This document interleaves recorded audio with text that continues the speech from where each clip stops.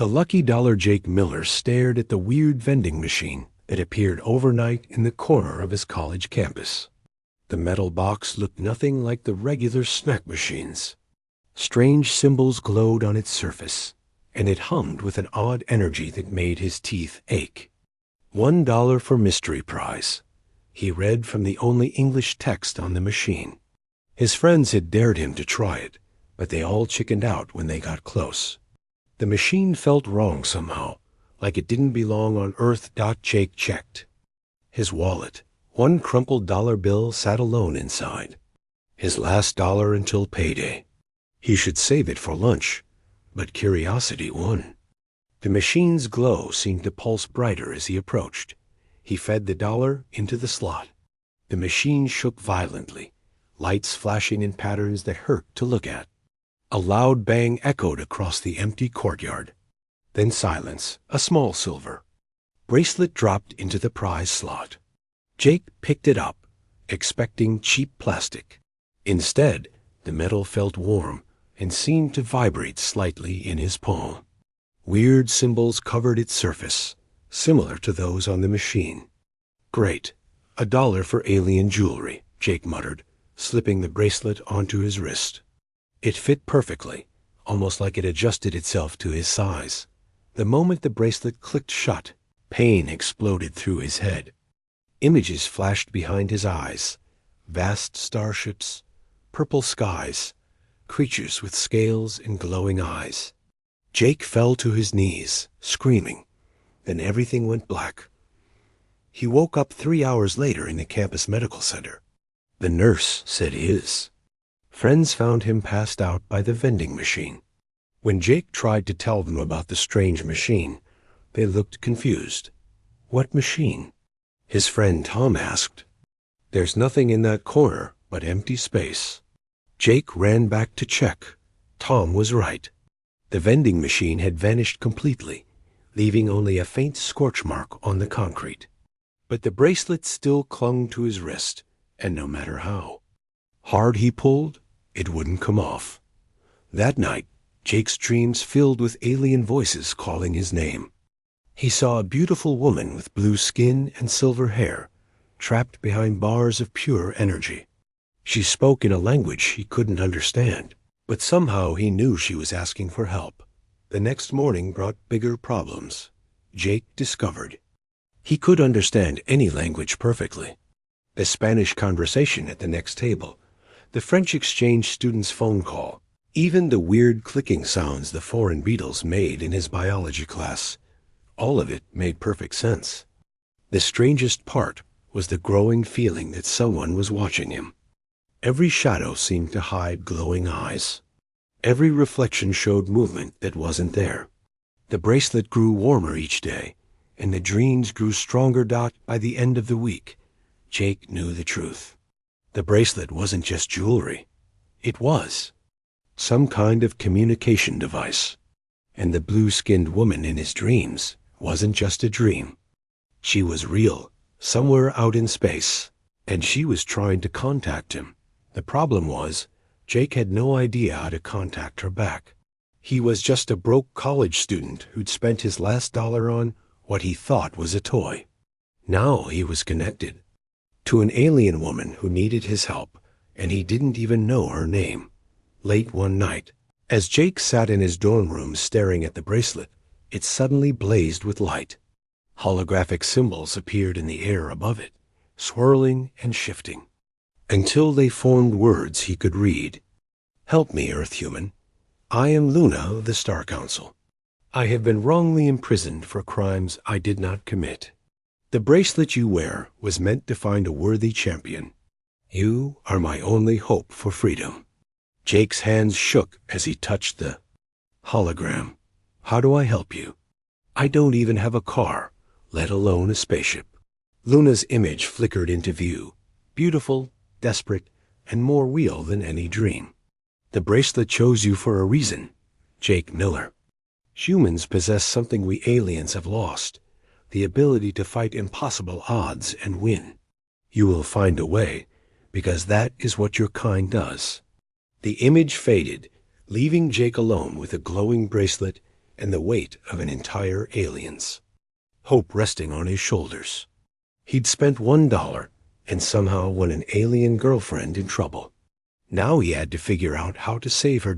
First contact protocol. Jake spent the next week researching everything he could about alien contact and space travel.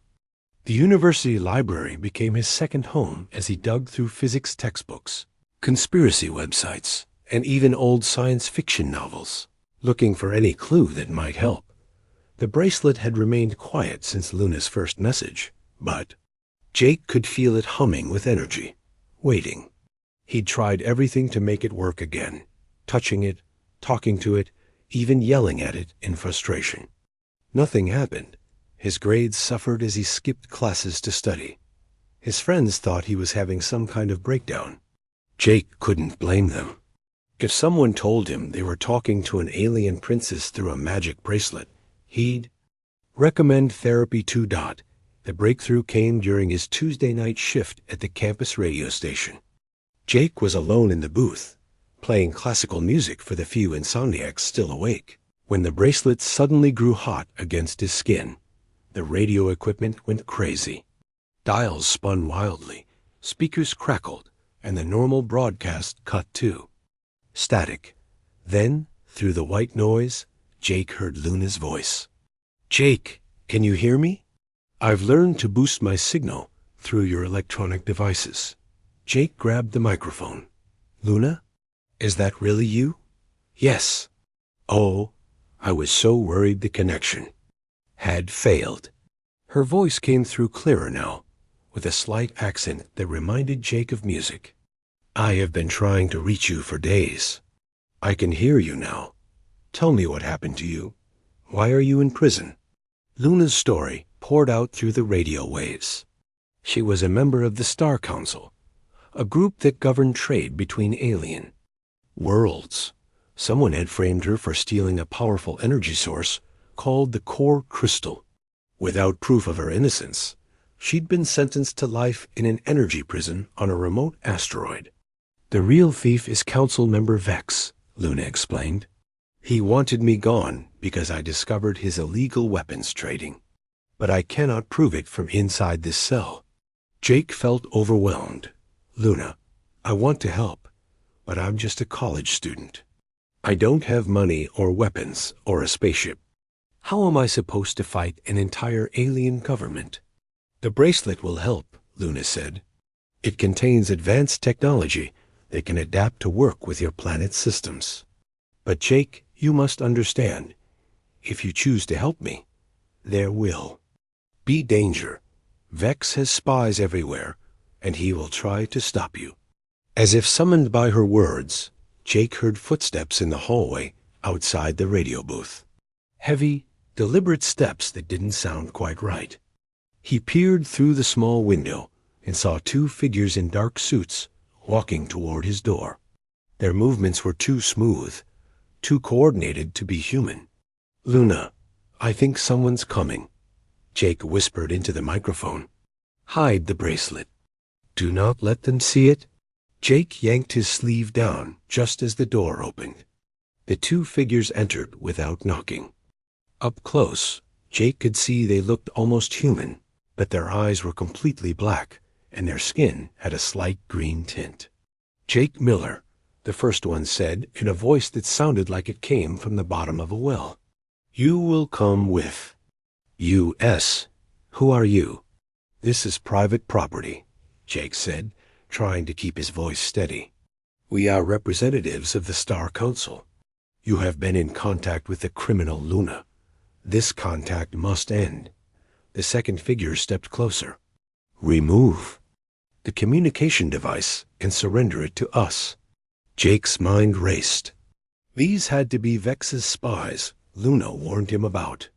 If he gave them the bracelet, Luna would be cut off forever, trapped in her energy prison with no hope of rescue. "I don't know what you're talking about," Jake said. The first alien smiled, showing teeth that were too sharp. "We can detect the energy signature. Do not make this difficult." That's when Jake remembered something from his research. Humans had one advantage over most alien species: unpredictability. While aliens often followed logical patterns, humans could act on pure instinct and emotion. So Jake did the most human thing possible. He grabbed the fire extinguisher from the wall and sprayed both aliens in the face, then ran like hell. He could hear them shouting behind him as he burst out of the radio station and into the night.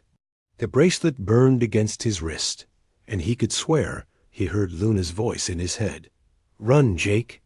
Find somewhere safe." As he sprinted across campus, Jake realized his quiet college life was over. He'd spent $1 and bought himself a war with alien criminals. But looking at the stars above, he felt something he'd never experienced before.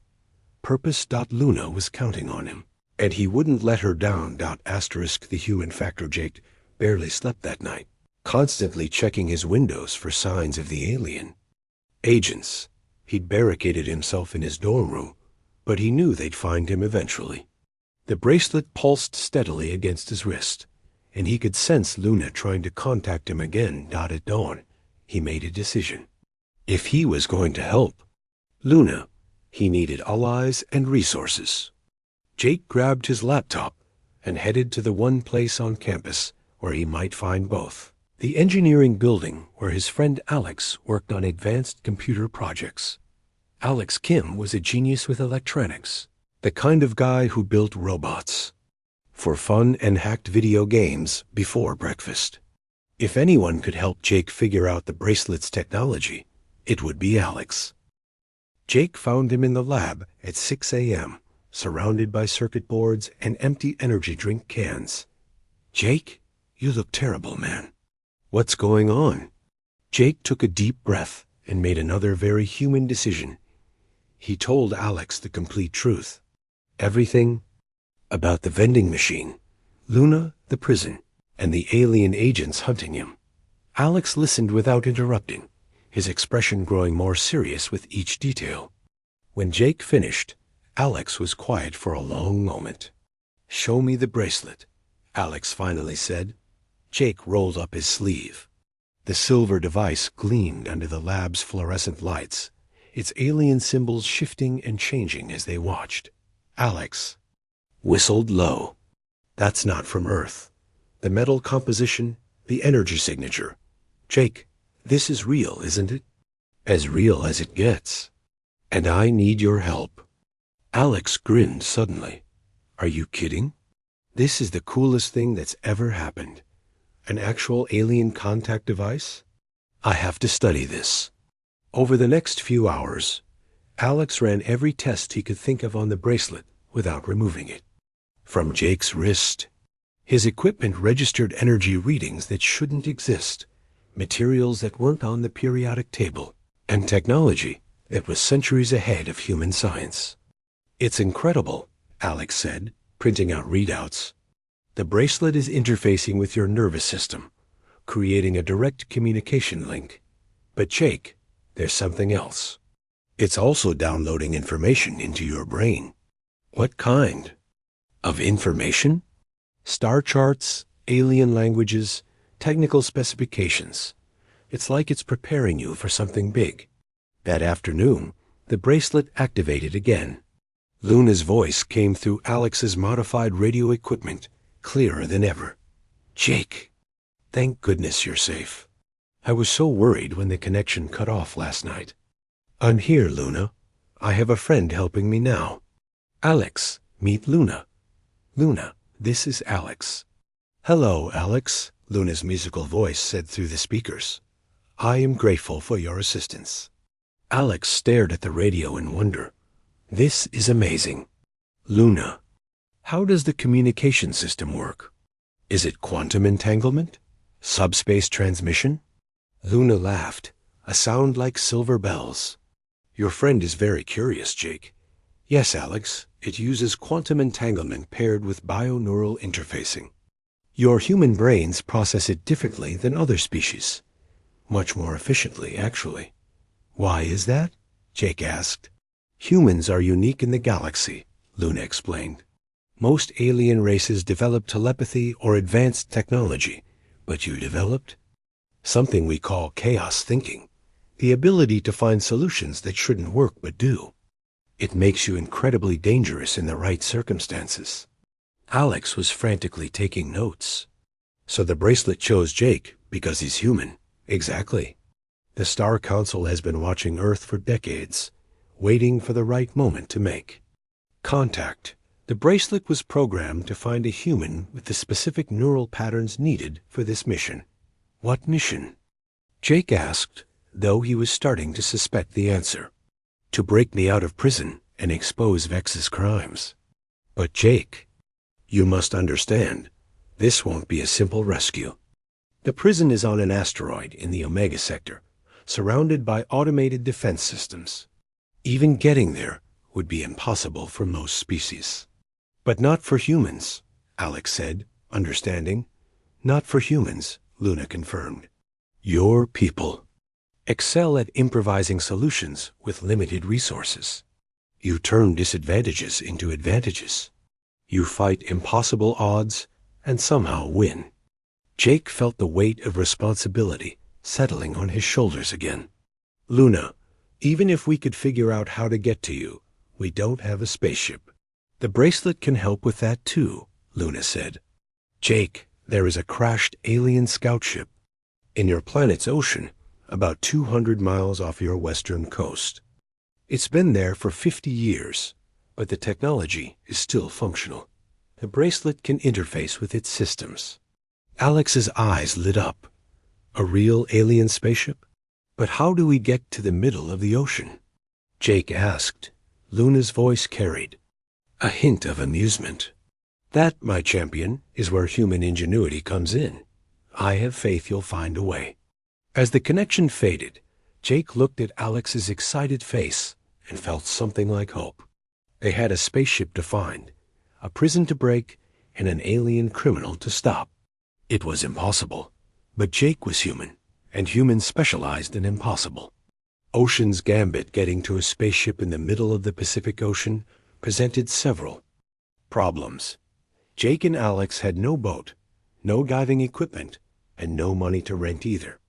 They also had 2 alien agents still hunting them across campus. The solution came from an unexpected source, Jake's marine biology professor, Dr. Helen Torres. Dr. Torres was leading a research expedition to study deep-sea thermal vents, exactly in the area where Luna said the ship had crashed. When Jake and Alex volunteered to help with her research equipment, she was delighted to have 2 extra pairs of hands.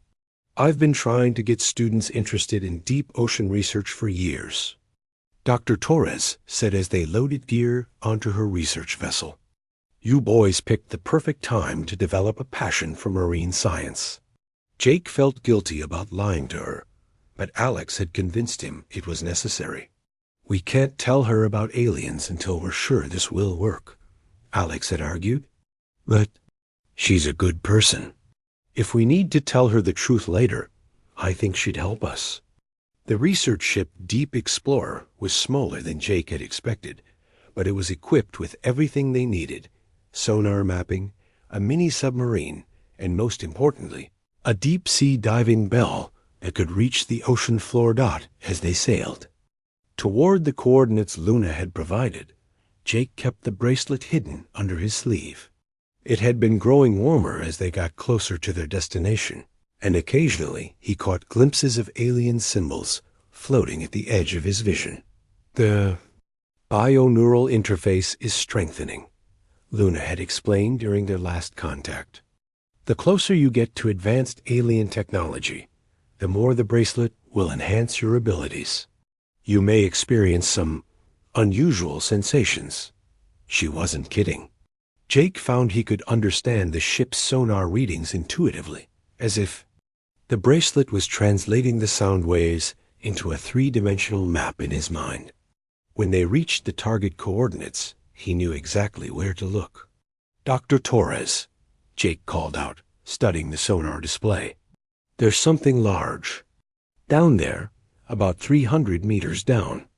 It doesn't look like a natural formation. Dr. Torres hurried over to check the readings. You're right.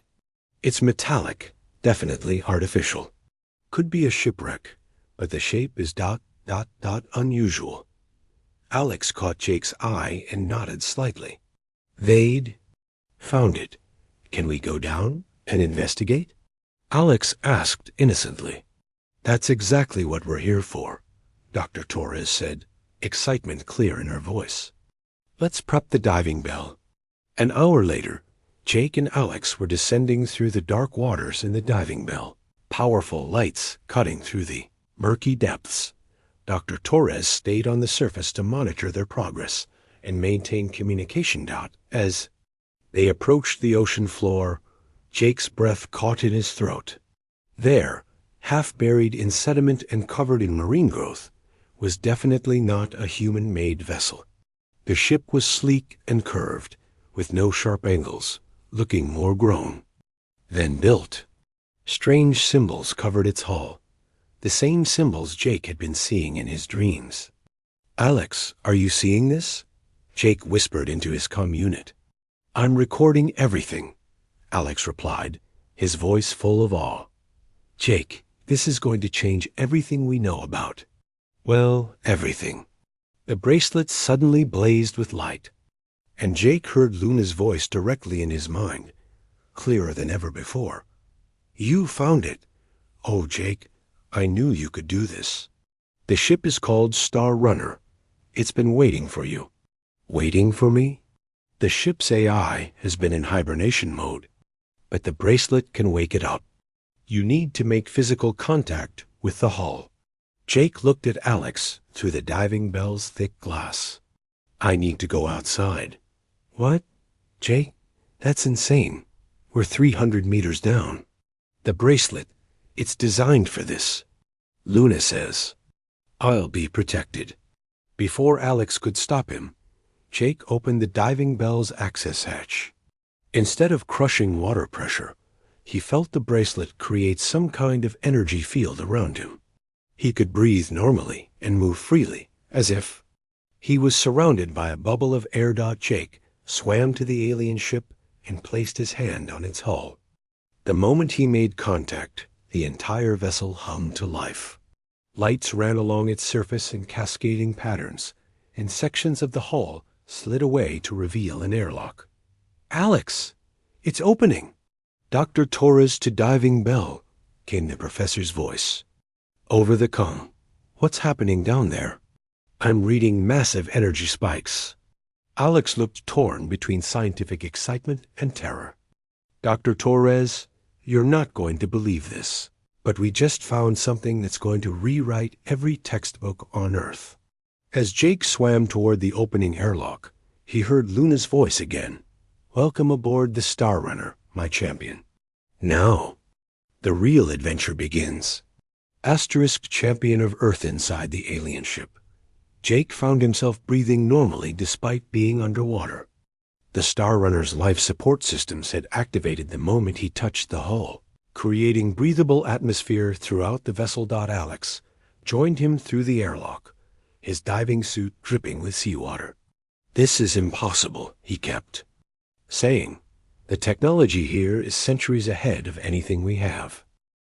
The ship's interior was both beautiful and alien. Curved walls pulsed with soft blue light, and control surfaces seemed to grow from the floor like crystalline plants. At the center of the bridge sat a pilot's chair that looked almost human-sized. The ship was designed to interface with human physiology. Luna's voice came through speakers that materialized from the walls.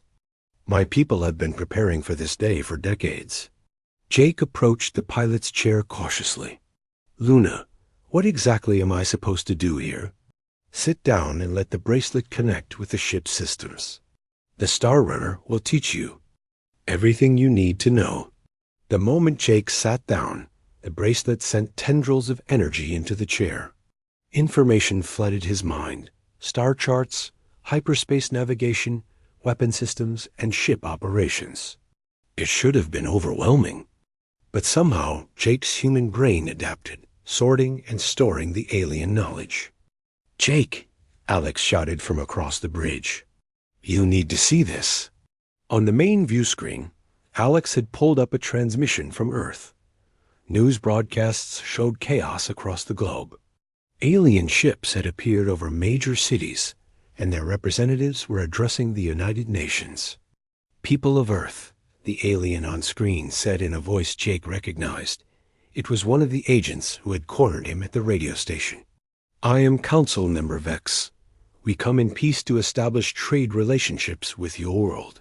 However, we must warn you about a dangerous criminal who has been hiding among you." Luna's image appeared on the screen, labeled as "Wanted, Armed, and Dangerous." This individual has stolen vital technology and is attempting to corrupt human minds with alien influences. Anyone who encounters her or her human accomplices should contact us immediately. Jake's hands clenched into fists. "He's turning Earth against you before we can expose him." "It's worse than that," Luna said, her voice heavy with worry. "Vex isn't here for trade. He's here to strip mine your planet's resources. Once he has what he wants, he'll leave Earth a barren wasteland." Alex pulled up more news feeds.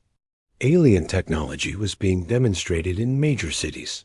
Advanced weapons, mining equipment, and ships that could crack open mountains. World leaders were practically fighting each other for the chance to sign trade agreements. "We have to stop him," Jake said, standing up from the pilot's chair. "How long until we can reach Luna's prison?" "At maximum hyperspace velocity, 6 hours." The ship's eye responded in a pleasant female voice. "However, I must warn you that the prison asteroid is heavily defended. The automated systems will fire on any approaching vessel." "What kind of defenses?" Alex asked. "Plasma cannons, particle beam arrays, and a squadron of attack drones," Luna answered. "It was designed to keep prisoners in and rescue attempts out." Jake felt the familiar surge of human stubbornness rising in his chest. "Then we'll have to be smarter than the system expects." Over the next hour, Jake and Alex worked with Luna to plan their approach. The prison's defenses were programmed to respond to standard attack patterns and conventional tactics. But humans didn't use conventional tactics.